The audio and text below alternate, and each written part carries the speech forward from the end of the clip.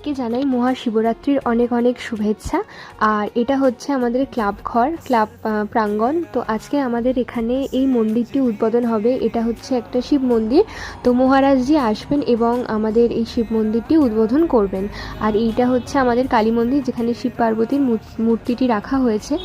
আর এরপরেই আমাদের সন্ধ্যা থেকে এখানে পুজো শুরু হয়ে যাবে। আর সকাল সকালই আমি শাড়ি পরে চলে এসেছি এখানে। এরপর মহারাজজি আসতে একটু সময় লাগছিল, ওই জন্য আমাদের গানের যে অনুষ্ঠানটি ছিল সেটা শুরু হয়ে গিয়েছিল সকাল সকালই। খুব সুন্দর গান হচ্ছিল। এরপরে হচ্ছে আমরা ওয়েট করছিলাম, আর এখানে রাজনা কি সুন্দর বসে বসে এই ম্যাডামের গান শুনছিলেন।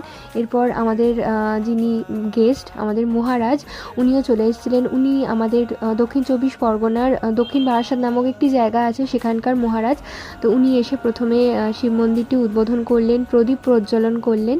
এরপর আমি এখানে ওনাকে একটু চন্দনের টিপ এবং ওনার থেকে আশীর্বাদ চেয়ে নিলাম। এরপরে ওনাকে একটু সংবর্ধনা জানানো হলো, এটা ফলের ঝুড়ি দেওয়া হচ্ছিল।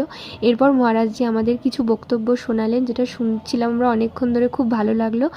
আর এরপর রাতে শিবরাত্রিতে কেমন হলো তোমাদের পরের ভিডিওতে শেয়ার করছি। ওকে, বাই।